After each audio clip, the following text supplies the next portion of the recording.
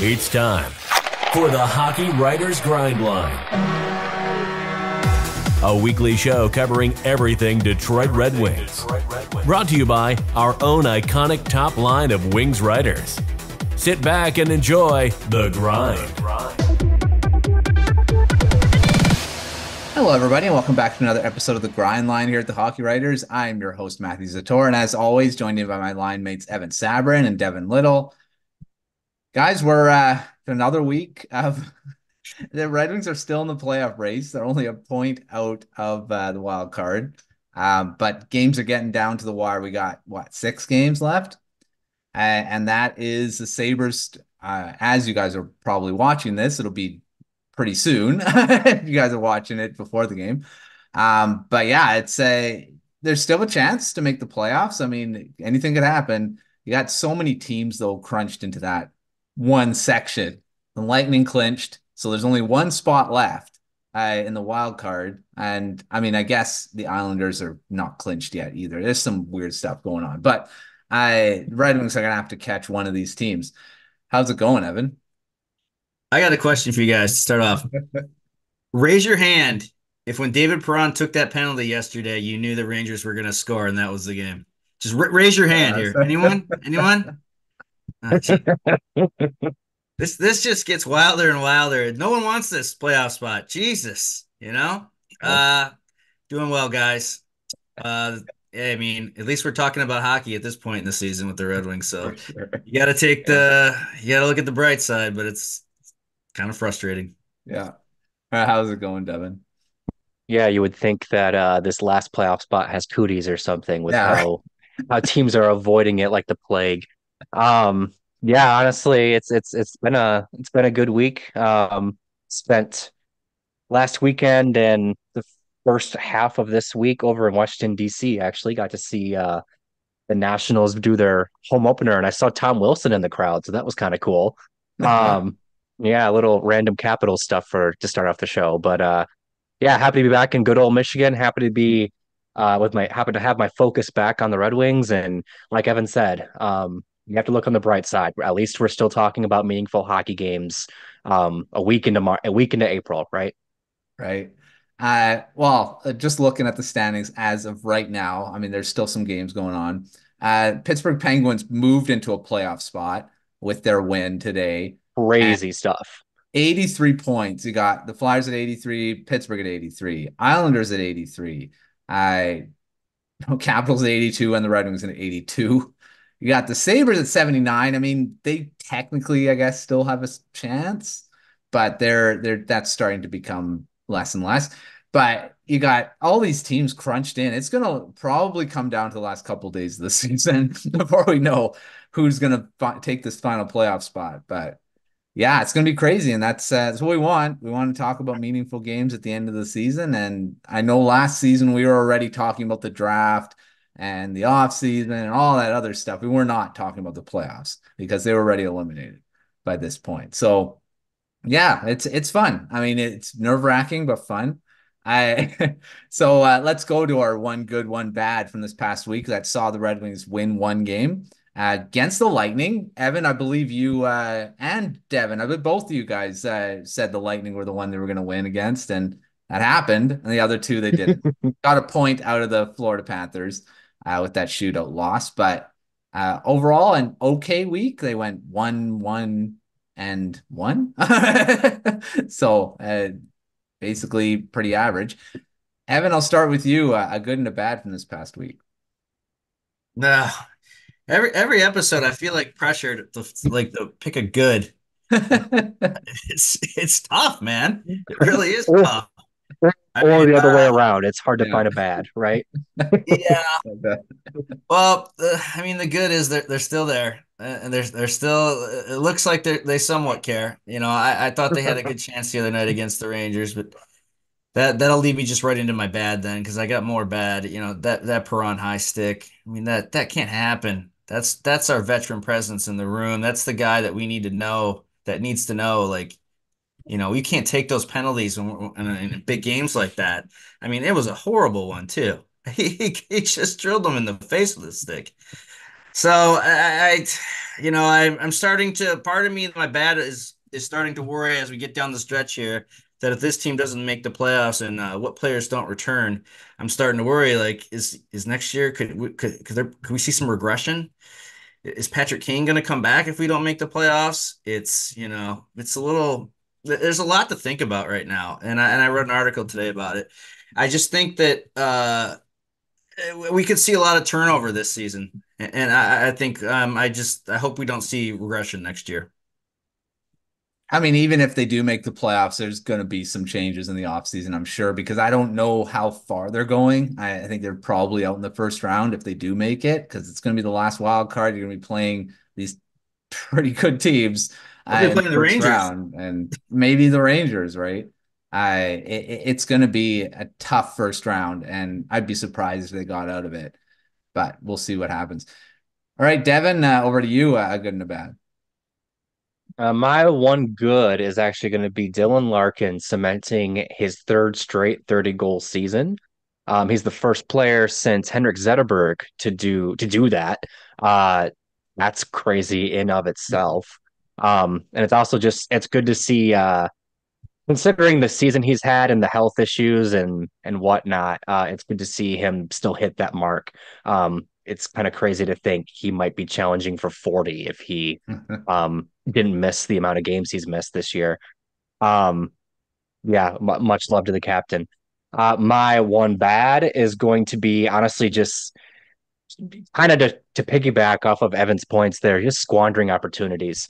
They really put up a good fight against the Panthers. They got a point out of it, but they definitely had another point in their hands, and they just weren't able to get the job done. And then same thing against the Rangers. They actually played pretty well against them. Had an opportunity to at least get a point, get the game to overtime, and a bad penalty kind of takes that away from them. Like you said, Matt, 1-1-1's an average week. You can't be like too mad or too upset about it. But also, when you're at this point of the season and you're outside of a playoff spot by 1 point, those points that you squandered against the Panthers and the Rangers, they stand tall. Like they really stand out right now. That's the difference, and it very well might be the difference when all is said and done. So, um, this is the kind of experience that Yzerman wanted this team to get, right? To have every game carry weight. They certainly do, and they're living or dying by their efforts. And right now, I think it's safe to say that they are dying by their efforts. But holy cow, they still very much have a shot at making the playoffs. They're still only 1 point out. God, I feel guys like I don't know if it's the same way for you, but all these games are just blurring together. It's just disappointment and it feels like the same stories just keeps playing out and playing out, and I'm just like, ugh. Yeah.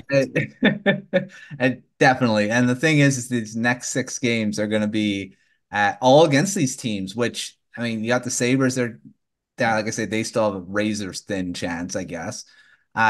Capitals, Penguins, Maple Leafs, and two last of the Canadians. This is definitely going to figure it out, because if they can beat the Penguins and the Capitals, that's pretty much your swing. It's huge. I mean, the thing is, you could actually grab a playoff spot by doing that. And those are going to be key games. They're probably the most important games of the week. And it's going to be interesting. I think by the time we get together again, we're going to know pretty much where the Red Wings are for playoff chances. So. Dude, I think I saw on Twitter yesterday. I'm trying to think if it was Steve Dangle or not, but they said, if you put the Penguins, the Islanders, the Capitals, the Red Wings, all in one room with a knife, they'd all stab each other. They've just every. I mean, every game now we play. It's like, oh, this is a must win. Oh, this one's the must win. Yeah. Yep. The fact that they're still in this race is just. It's mind-boggling to me how all these teams have just right down the stretch, like no one wants it. Yeah. Well, the Flyers lost. The Red Wings still have a chance. Oh, the Capitals lost. The Red Wings still have a chance. Yeah. Then they all lost yesterday that clinched the Lightning their playoff spot. So So it all in regulation too, which really was the key. They all had to lose in regulation for that to happen. So Lightning are back in the playoffs for who knows what they can do. They're going to be an interesting one to play against for the first round. Yeah.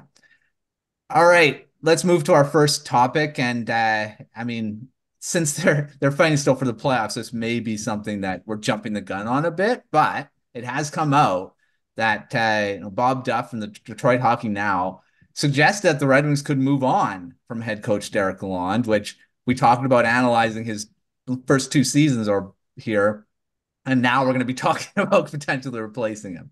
So that they'd replace him with Craig Berube, who was fired by the St. Louis Blues this past season. I'll start with you, Devin, on this. What do you think about that? Potentially moving on from Lalonde and Craig Berube taking over next season. Well, I follow the train of thought. It sure seems like there's like an accountability issue with this team, and it's pretty well known that Craig Berube definitely installs some accountability with his team. So I don't, again, I get it. I follow the idea, but I don't know that that's Steve Yzerman's idea, to be quite frank with you. I The way I look at it, Yzerman and Lalonde were pretty clear about what they expected this season. They wanted to play meaningful games in March and April. And I don't know if you guys, I don't know if you guys were like, tuned out for our last segment, but they are still playing meaningful games deep in, or like, with like 2 weeks left in the season. We're in April and they still are 1 point out of the playoffs. To me, mission accomplished, right? I don't think that all of a sudden this became a playoffs or bust season. I really don't. Now, is it disheartening to see certain trends continue to derail this team? Absolutely. Are there some things that kind of standing out as maybe weaknesses in Lalonde as a coach? Absolutely. And we kind of talked about that last week. But do I think that he's on the chopping block? I don't, because like I just said, mission accomplished. They did literally what they wanted to do this season. Making the playoffs was always a cherry on top. So I don't know that, you know, unless Yzerman all of a sudden likes his team a lot more than he did before, and now he's looking at coaching as like a real thing that's holding them back, then I don't know. I again, just to kind of reiterate, mission accomplished. Like I don't know what more you could ask out of Lalonde. There's some things he needs to work on, absolutely. But I don't. To be honest, I'd be surprised if they make a coaching change in the offseason. Well, also, like, if they do make the playoffs, I think that's definitely not something. Oh, for sure. Yeah. I mean, yeah, they're like we talked about last episode. There are things that he's made decisions where, like, I don't know, and yeah, I mean, every coach has that though. I mean, it's gonna be interesting ones. My off the rush is gonna be one of the weird decisions. But Evan, I'll go over to you. What do you think about a potential coaching change at this point? Replacing potentially with Craig Berube. I respect Bob Duff, but I gotta call it that's clickbait. I don't think Yzerman's letting that out of the building, let alone Yeah. It's something that Yzerman, we all know how he thinks and he keeps things close to the vest. I have a hard time believing that's not some little clickbait, but whatever. We've all done it. I mean, I don't. It's hard to say. Bouncing off what Devin said, I think it's more that we're upset about the way that this has happened as we get better and go into the playoffs. Like the highs and the lows. Like there's moments where we really thought this team could do something, and then we're like, oh my God, the roller coaster. We've talked about it since we started the show, or I was started on the show, right? And I think it's more about how this season's gone, because I can't remember a season where I've just seen a team that is so, you don't know what you're going to get every night. And there's just been so many nights where, oh my God, they look like world beaters and they're beating some of the top teams. And then, you have those back-to-back losses in Arizona on an 8-game losing streak. It's just, I don't know if Lalonde deserves this yet, just because I think the defense and the goaltending, it's just, there's not a lot to work with there. There just isn't. Alex Lyons filled in admirably for Husso. I will give him Absolutely. that, but he's shown us that he can't handle. He's not a 1A or a full star guy who can handle a full workload. So I think Lalonde gets another year.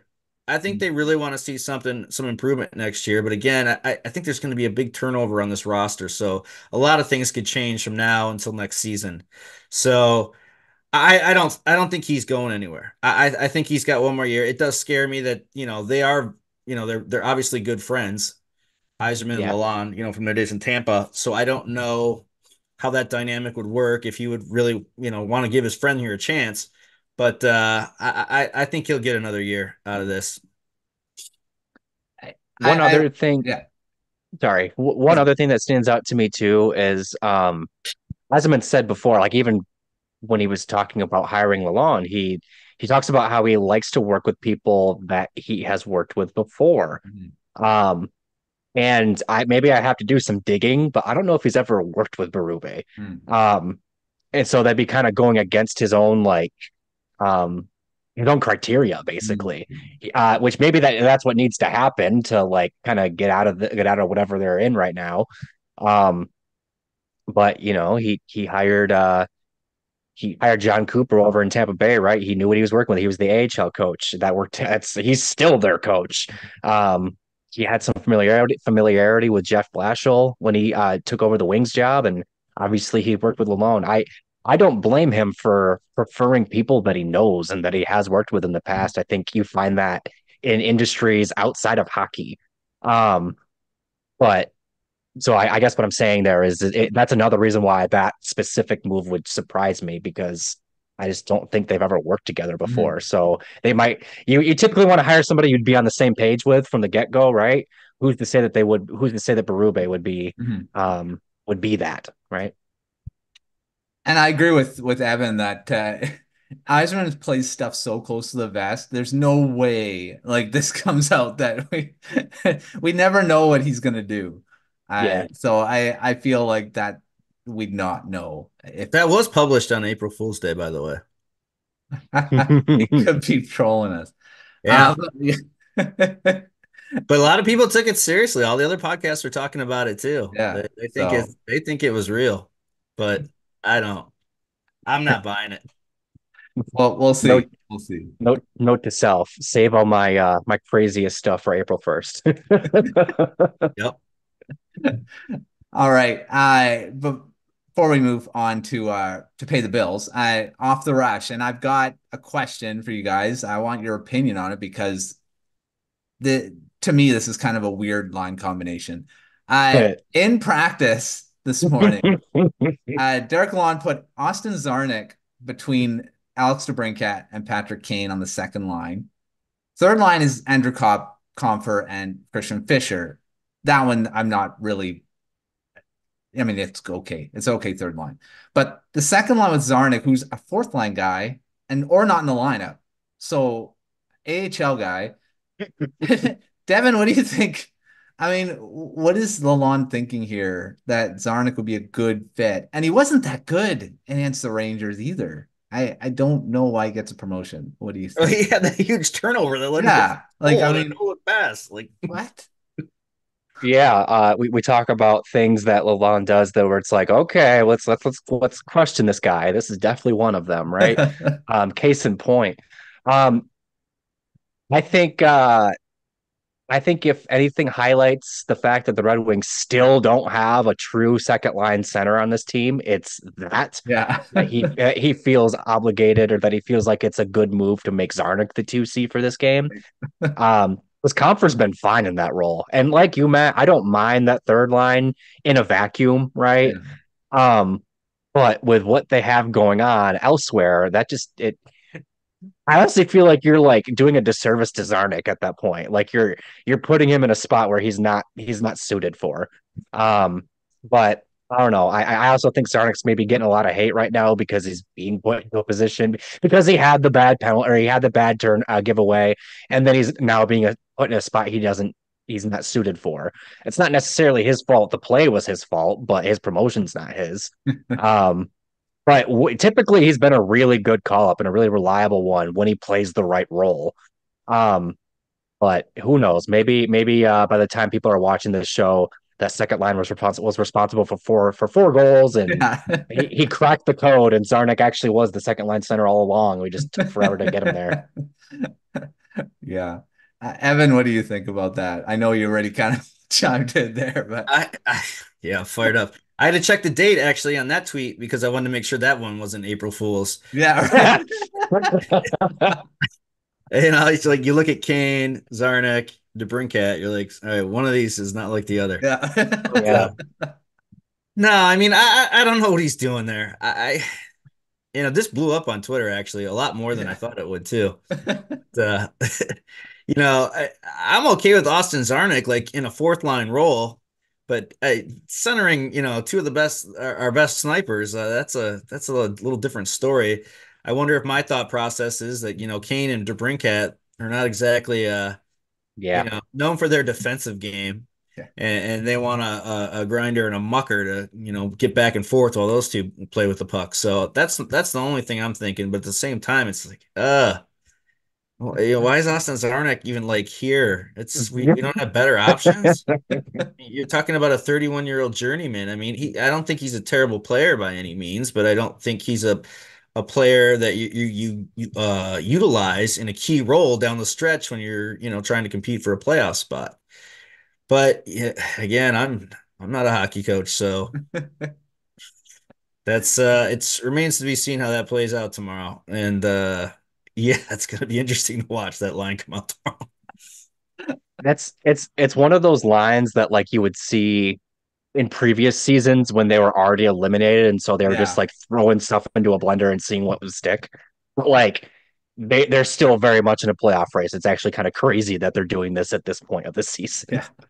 Or a preseason Yeah, preseason yeah. line, right? Where like you just have a random collection of players playing that night, so you just make the lines as best you can. Yeah. Like, But hey, there again, you like go. we just talked about this earlier. Like, where was the accountability for that Czarnik pass? I mean, that was a boneheaded pass. And all right, well, we're gonna put you on the second line. Yeah. Like, I don't know what that says, you Yeah. know. But again, I, my theory is that he wants somebody who's going to come back and forth and let those guys play. But I don't know. I don't know. I don't. Why not Marco Casper? No. Like, I mean, that's I another think that's what story. most people want to see. Yeah. You know, Because I would put Marco Casper in there over Czarnik, but I don't think you're alone, Matt. I don't think you're no, alone. that's what everybody was chirping for today. So yeah, yeah, I would prefer that, to be honest. for sure. All right. I just wanted to get your thoughts on that because that was something I saw. I'm like, oh, don't know what that is, but okay. All right. Let's pay the bills and talk about our Substack here at the Hockey Writers. Great newsletter you get in your inbox 3 times a week. Also got the premium tier, which gives you exclusive articles, prospect reports, our the new column, Red Wings Unfiltered. Some great content over the Substack. So take a look at that. You don't only get premium stuff from the Red Wings. You'll also get it from every other team you want to get from.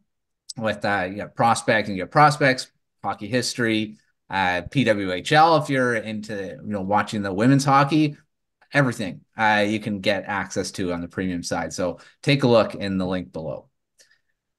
All right, let's move on. We talked about Patrick Kane. Now let's DeBrincat. Let's talk about Patrick Kane. And they are, like I said, they are in a playoff in the area of making the playoffs. And I know, Evan, you've talked about this before, so I'll start with you. Do you think Patrick Kane returns next season? Given where they are, I mean, if they make the playoffs, if they don't make the playoffs, where do you think Kane's kind of leaning? Would he return to the Red Wings, even if they do make the playoffs? Because, like I say, they're probably not going very far. Yeah, man. I mean, this is the $1 million question in Detroit right now, and unfortunately I don't read minds, but I wish I could because I really want the Red Wings to bring Showtime back. I mean, God, it's honestly though, like where would we be in a spot right this year without him? You know, he had some, he's had some clutch heroics and some big plays for this team, and it's been fun to watch. So, I we all know that he played for the honey bake system in Detroit earlier in his career, and he's said that 1,000 times in interviews that he, likes the area, feels comfortable here, and he loves, that we're a hockey hotbed.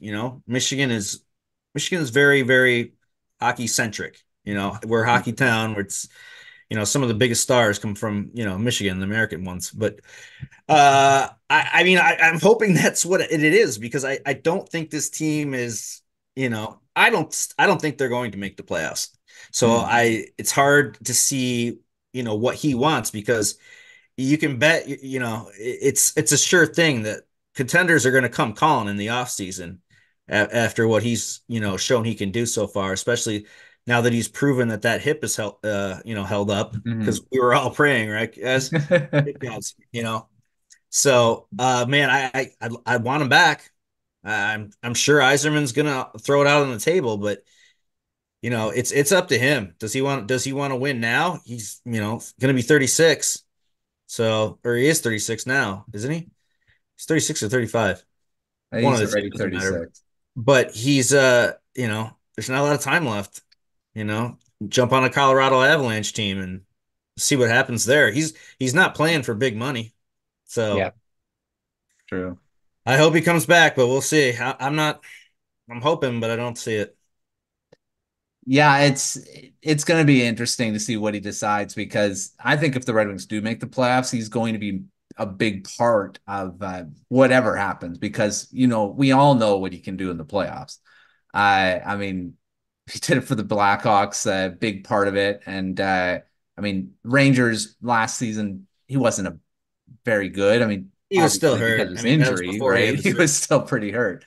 Yeah. So it's understandable. So I don't know. He may actually return to being the Kane of old in the playoffs, and could. So I'm kind of hoping that they do make the playoffs. I want to see how Kane can do in that first round. So, Devin, what do you think about Kane? Does he return to the Red Wings? Will he want to return to the Red Wings, given his age and what he could do on another team? well, I think what he ultimately does will tell us what this year was for him. And by that I mean, was this him trying Detroit on for size to see if this could be where he finished his career? I think that he's fit in well. I think the city has really welcomed him, and I think, for what it's worth, I think he's enjoyed his time wearing the winged wheel this season. If that's the case, I think he's going to stay. It's just a matter of finding terms that both sides are agreeable to. If this was a proof that he still has it the year, which it very well might have been, Yeah. I think he's going to have he's going to keep his options open, and we'll see where that takes him. Um, and I do think it's one or the other. I think this was either kind of I'm still Patrick Kane and I'm going to prove it, or I've always admired the Red Wings and this is my opportunity to play for them. One of the two. Okay. Now, I do think that, like Evan said, he's going to have options in the offseason.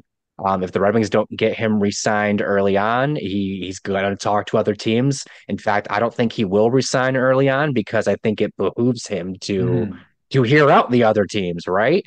And at that point, it's going to be what makes most sense for him. He's not chasing a cup, right? Like, in the sense that he's a veteran that still has to get that cup on his resume. He has 3. Yeah. It's kind of you want that one more before you call it a career, right? If Vegas or Colorado or Florida or these perennial contenders come calling, they don't even have to, like you said, Evan, they don't have to offer him a boatload of cash to get him either. He's made his fortune, and it's not like they're going to pay him league minimum either. But if he can, go somewhere where he can play a key role and beat Patrick Kane and win a cup, I think that would entice him, right? One other thing that maybe stands out to me too is he talked to it wasn't just the Red Wings that he talked to right before he ultimately signed. There were a few other teams in the mix. He signed with the Red Wings, and after talking extensively with Yzerman and Lalonde, and I think he got a full understanding of where the Red Wings are, where they want to be, what his role on the team would be this year. I think he signed on with that knowledge and kind of accepting, kind of the facts of the matter, right? I don't think he signed on with the Red Wings expecting to win a cup this season. I think that that plan is still in motion. Yzerman's still the GM. I don't see him deviating from it. If that plan appeals to him, it's just a matter of finding the terms, right? But the other part of that is that if he's kind of signing on to, be a mentor and maybe guide the Red Wings um, to contention, I don't know if they'll win a cup in his time in Detroit. He's just running out of time, to be honest. I mean, it might happen, but he's 36 and we don't know how long that hip will hold up, right? And teams are, I don't need to get into this, but if it's all about being a mentor and being just that guy for other players, he could do that in Chicago, where he's already a legend, and you'd play with Connor Bedard, who's, a future ultra star. I don't even have a good word to describe what he's going to be. And obviously, the city still loves him. We saw how he was received during Chelios's jersey retirement night. So if it's about being a mentor, I could see him just going back home, so to speak, right? But I don't know. I guess this is a long-winded way of saying I have no idea what he's going to do. I think it's going to depend on how this season ends and who's knocking on his door to offer him a contract, and how he's feeling about the last chapter of his career. Because, like it or not, we're there, and it's just kind of how he wants to spend it. One more thing too is, and I forgot to mention this, but I think he's really good friends with the DeBrincats. Absolutely. I don't know if you guys saw that video that was, I saw it published today, but it was Kane's kid was, while he was doing the walk through to the ice, the fans and families greet him, and his kid was wearing a DeBrincat jersey. And he's like, "Oh, what house you staying at tonight?" So I think their families are close, and obviously we know about the chemistry that the two have. So I'm curious of how much that plays into his decision, because like he said, he likes the area, and seems like the families are close, and he loves his buddy. So maybe that helps us. Absolutely. Yeah, it's unless Kane is like Teemu Selanne and after surgery he plays for another, I don't know how many years he played after his knee surgery, but he was like 42, 43 before he hung it up. So I don't know, he could be that type of thing, plays another 5, 6 seasons before he retires. I think it all depends on his health and if he feels like he can still play at a high level. And I mean, I could see him still playing. So where he wants to go, we'll have to just wait and see. I think the Blackhawks are a little bit of and it's an interesting one. Like if he does want to just play out the rest of his career mentoring some young guys like Bedard, grooming him, I guess, or basically replacing him as the superstar in Chicago. Who knows? I mean, I don't know if that's going to happen, but yeah, it's an interesting storyline. But I do get with that DeBrincat thing. I mean, he just want to be in a place that he's comfortable and with people he just wants to play with and be around, and that could be a possibility too. So we're not in his head; we don't know. So and he does seem to be developing like good relationships with like even the younger guys too. I know Zator and him kind of get fired up with each other. It sure seems like Raymond, like he's rubbed off on Raymond, so I'm sure it's not just DeBrincat. I think DeBrincat's a huge factor here, and I thank you for bringing that up, Evan. But I do think the kids look up to him, and he's been a kind of a fun guy to have around, and I'm sure Larkin's enjoying having him around as well. All right. Well, we just talked about free agent to be. Let's talk about a few more. And I mean, like you said, Evan, there's going to be some turnover, and we'll see if all these guys return to the Red Wings, because I mean, some of them have been okay with the team, some of them have been really good. So we're going to talk about four of them, and I'll start. I'll start with David Perron, and I'll start with you, Devin. Do you keep Perron or you move on? I think this is the hardest one, so of course we start with this one. Yeah.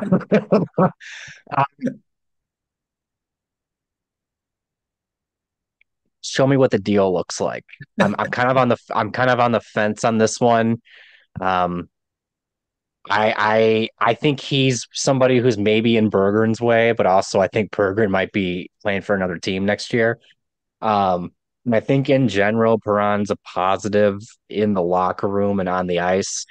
But as we discussed early on in this show, um, that veteran presence hasn't always shown itself. Mhm. So, as somebody who's very much on team play the kids, I have a strong urge to say you don't keep him.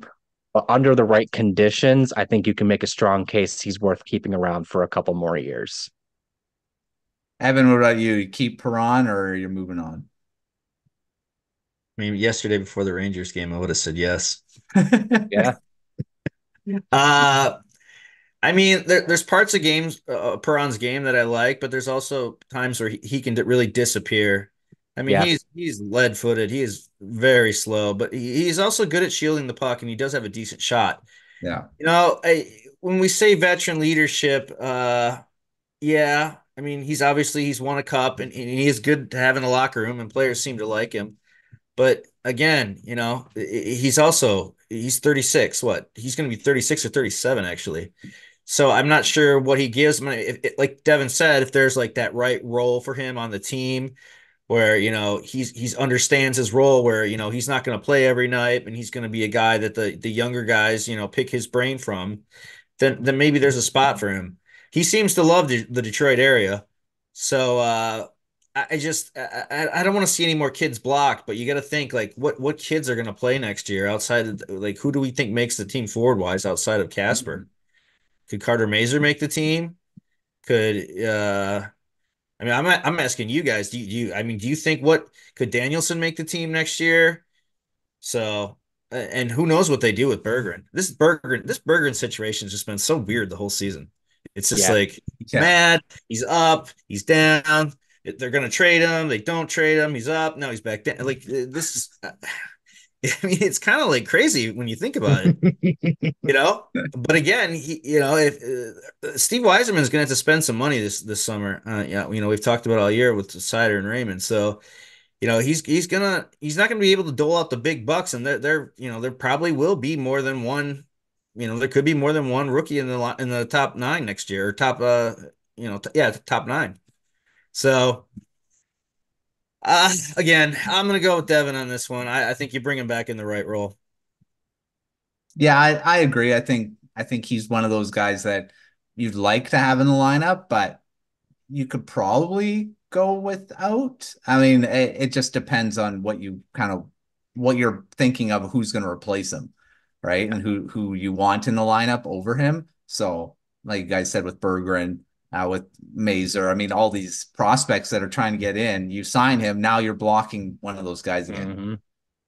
You got Uh, to remember though too, yeah, he's like one of our few forwards that has that sandpaper to him. So Yeah, he is absolutely. the guy. He's not afraid to get physical. You know. He's the guy that answered the bell when Larkin went down that one time. Yeah, even though it was the wrong guy. Yes, yes.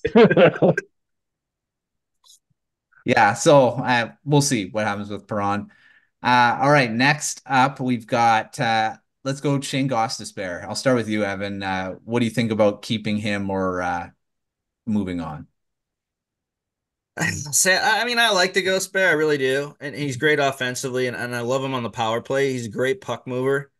But defensively, he doesn't offer you that much. He's not a guy who's a very mobile puck mover, which is what the Red Wings I think really need more now than anything.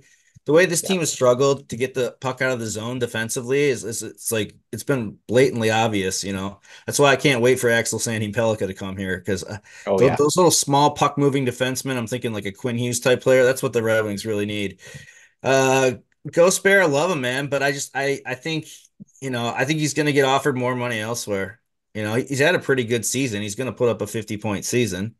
So is he already at 50? I think he's at like 45 or 44, whatever. Close, But yeah. yeah, I can't see him coming back. I honestly think that next year we're going to have Evanson and Albert Johansson. They can't lose Albert Johansson because he would be exposed to waivers. Yeah. Mhm. So he's going to probably have to be on the roster next season. It's they still got to figure out what they're going to do with Hole and Petrie. So Yeah. Yeah, I don't know if Ghost comes back though. Yeah. What do you think, Devin? Does he come back or is he going elsewhere? To kind of piggyback off of Evan's later point there, if you're gonna make room for Johansson and Edvinsson, somebody's got to go, right?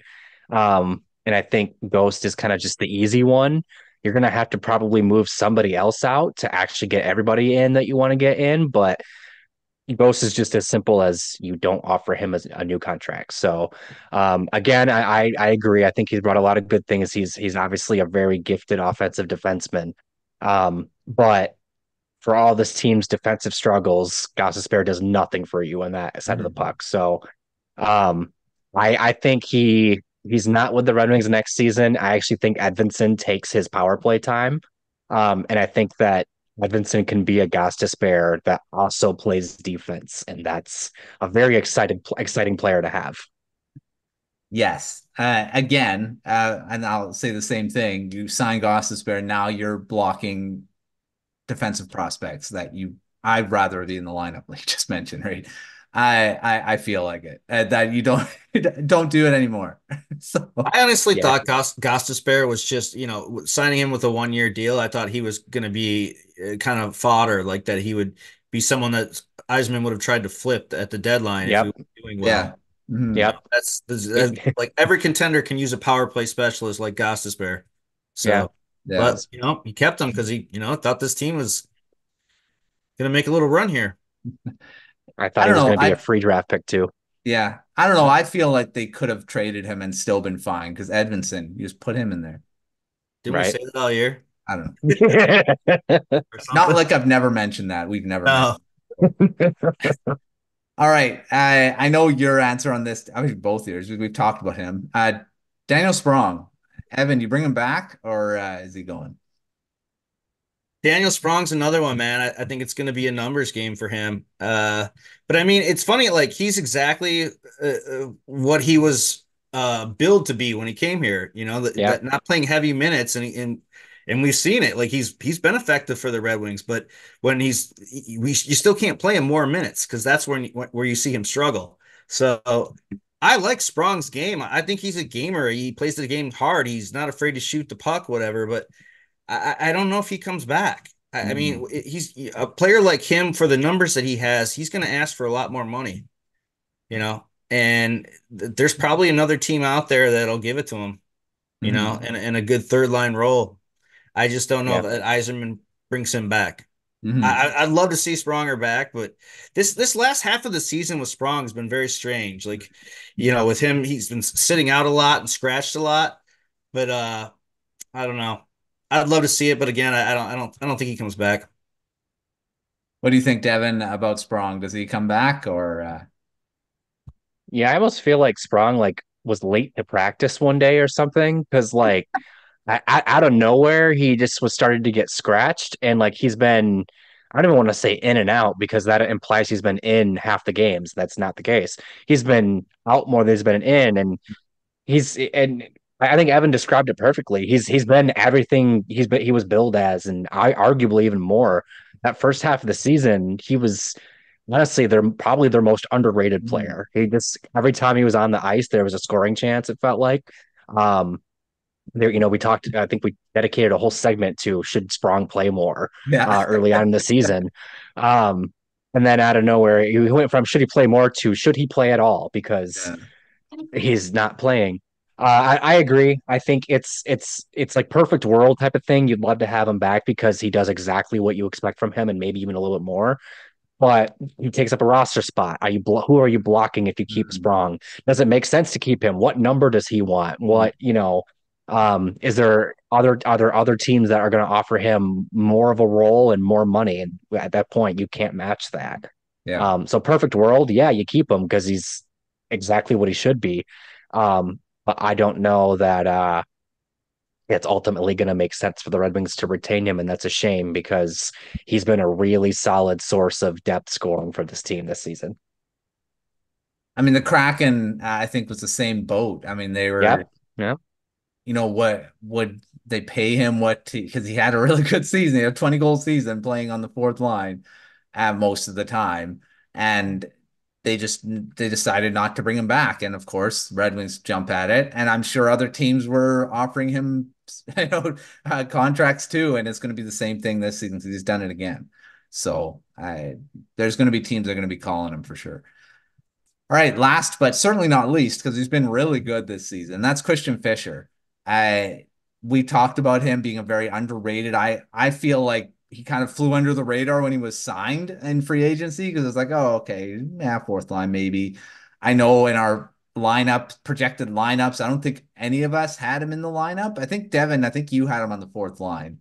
I had him out of the lineup. I had a few other guys. I know I had Soderblom in the lineup over him, and Soderblom hasn't played a game this season for the Red Wings. So I was way off on that one. I love him though. I want him in the lineup. But Evan, what do you think about Christian Fischer returning? I think he's back. I think it'll be a short. I don't think it'll be anything big term or money years wise. But he does have a good relationship with Dylan Larkin. They did play together at the NTDP. I like Fischer's game. I mean, I've compared him to Kirk Maltby many a times, and I've heard other people say that too. That's the kind of game I feel like he plays. Like you're not going to get the skill, but even though he had that one crazy like Ovechkin like goal this year, but he's he is what he is. He's a grinder, and those guys hold value in this league. And if he's happy in Detroit and is great in a fourth line role, I love him. I love it. I'm all for that, and I think you can get him on something that'll, you're not blowing away the bank here with a guy like that, so they can get him cheap. Yeah, and great penalty killer too, which really adds to his value. Devin, what do you think about Fischer? Does he come back? Should he come back? I think he gets the Olli Maatta treatment, where he showed up in Detroit on a 1-year deal, and then through his kind of solid defensive play and what he brought to the team's overall depth, he turns it into a 2-year deal. I think he will get re-signed. I think it'll be a 2-year deal, not super high cost. And the thing about Fischer is that he is a bottom sixer. He is versatile in that he can play on the penalty kill, but he also can play a number of positions. He can play down the middle if you need him to. He's better off on the wing, but the point is that he's versatile in that way. And he's also like, you're not really blocking anybody if you're on the fourth line, right? Most of the guys that we're talking about needing to come up you'd play in a top 9. You guys are going to be pushing next year: Marco Kasper, Nate Danielson, Artur Mazur. Those are all guys you want to play that you don't want playing on the fourth line, and that's where Christian Fischer's going to be. And I think he's suited for that role. I think if you let Christian Fischer walk, you then have to go out and find another Christian Fischer to fill his spot. So you might as well just keep Christian Fischer. And for what it's worth, he's been really he's been good for a soundbite or two in his time in Detroit. So it's always good to have those types of guys, just from somebody from the outside looking in. He's a grinder, dude. Everyone loves a grinder. Everyone needs a grinder. 100%.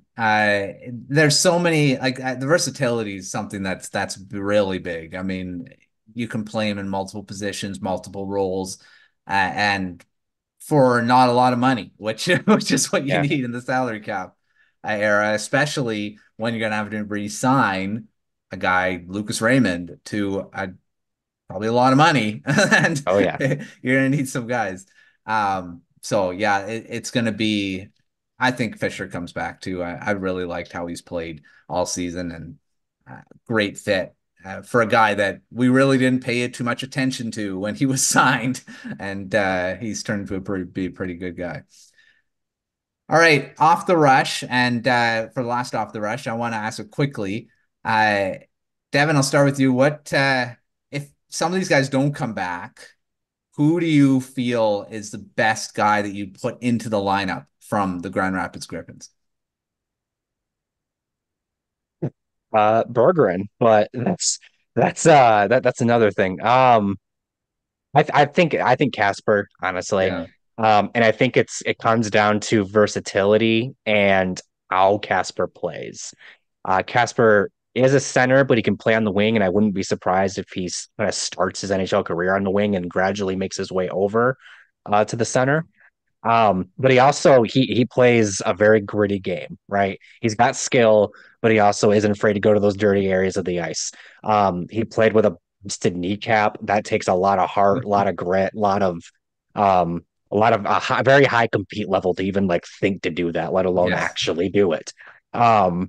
So he's the type of player that I think will bring a lot of what if they let like a Perron go, they need to replace that sandpaper somehow.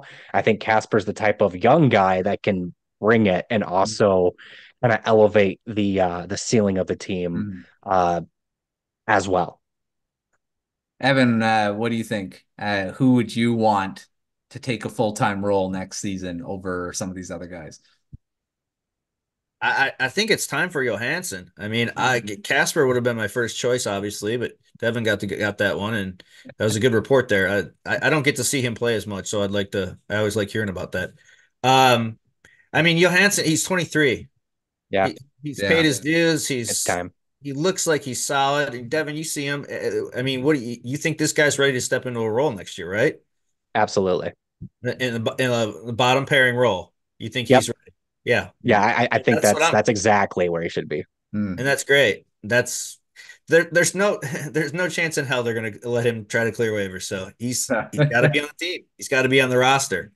And if you're telling me that he's not better than two guys whose names rhyme with Wheatree and Farrat, I'd like to see it. It's time. These guys they're ripe. 23 is ripe. I mean, let's go. So, that's my choice. Yeah. I mean, we didn't mention Simon Edvinsson because I think he is automatic. Or he better be. It started like the last three like Bally Sportscasts like saying that at intermission, like Simon Edvinsson, I think he's here for good. He's here for good for sure. They kept just there saying that. All right, yeah, I think he is. He's been good. This show's gonna get very annoying if he's not on the team next season. And another guy I'll throw in is Carter Mazur. I think he could be that type of gritty bottom. I think he'll push. I think he'll push. So I think he'll push for a spot as well. So there's a lot of names that we'd rather be in the lineup, and we'll see if any of them do, and if any of these veterans get re-signed. I think Fischer out of the four is probably the guy I'd for sure bring back. The other guy is kind of up in the air of what you want to pay him. And if you're wanting to block a spot from another prospect we just talked about. So yeah, it's going to be interesting offseason, that's for sure. All right. Well, thanks, Evan. Thanks, Devin, for joining another show here. Talking, we're still talking playoffs, which is pretty crazy. So we'll see if we're talking about them next week or that the odds have gone down drastically, because it could happen, because you've got a couple teams that they need to win against to have a chance, or they're going to pull away and then there's going to be no chance. So make sure checking out all of our articles at hockeywares.com, the Substack, lots of great content over there. And it's we'll find out. The playoffs are just around the corner. We're 2 weeks from today is the 20th is when everything gets going. So yeah, we're getting down to the wire. So but until next time, we'll see you all on another episode of The Grind Line.